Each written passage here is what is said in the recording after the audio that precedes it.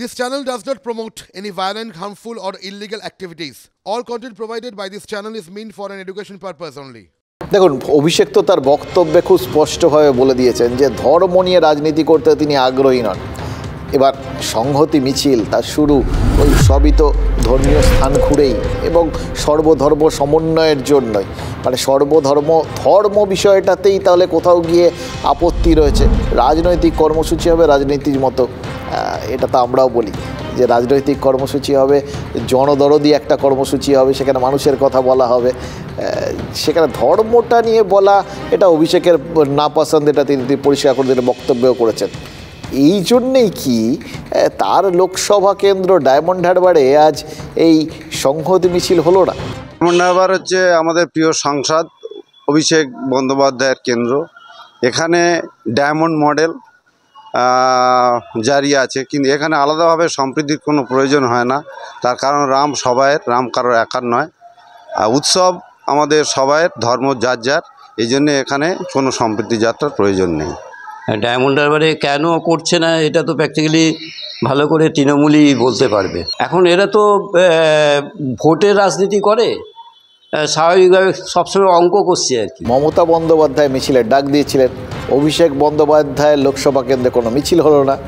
তিলকে তাল করতে বিরোধীদের কাছে এই ব্যাখ্যাটুকু আর এই তথ্যটুকুই কি যথেষ্ট নয়?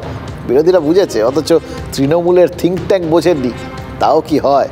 কিন্তু বুঝলেও যখন এই দূরত্বটুকু রেখে দেওয়া হচ্ছে, তখন মনে হচ্ছে 22শে জানুয়ারি 2024 দেশের রাজনীতি তো বটেই, বাংলার রাজনীতিতেও কিন্তু একটা নতুন মোড় এনে দিল। 2019-এর লোকসভা ভোটের আগে পুলওয়ামার হামলার ঘটনা ঘটেছিল। বিরোধীরা বলেন সেই আবেগের স্রোতে ভেসে গিয়েই বিজেপি সেবার বৈতরণী পার করেছিল। এবার বিজেপি রাম মন্দিরের আবেগের সবার, তৃণমূল সেই পালের হাওয়া কাটতে গিয়ে বাড়তি হাওয়া দিয়ে দিল কি? মানে বাংলা বলে নয়, দেশের কোথাও কোনোই বললাম সংঘর্ষ সংঘাত কিচ্ছু হয়নি, এই বার্তা বিজেপি তো আগামী দিনে প্রচার করবেই। তাহলে কি করে বাংলায় তৃণমূল ওই সম্প্রীতি বা সংহতি মিছিলের আলাদা গুরুত্ব প্রচার করবে? ভোটের পাড়ানি জোগাড় করতে গিয়ে বিজেপির ঘাটেই কি তাহলে তড়ি ভেরাতে বাধ্য হলেন তৃণমূল নেত্রী? অভিষেক কি সেটা আগে ভাগেই আন্দাজ করেছিলেন? আর সেই জন্যই কি তিনি ডায়মন্ড হারবারকে এসবের বাইরে রেখে দিলেন?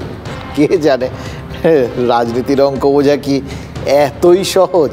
শুধু এইটুকুনি বুঝতে পারছি, ফের এই হিমাঙ্কের কাছাকাছি যাচ্ছে এই রাজনীতির তাপমাত্রাটা, জানেন তো।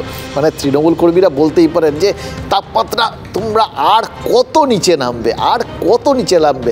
ছি, আসলে তাদের নিশ্চয়ই ভয় হচ্ছে ফের যদি আবার সম্পর্কের বরফটা জমাট বেঁধে যায়, মাঝের দূরত্বটা সেটা কাটানো কি, সেই বরফ গলানো কি খুব সহজ হবে?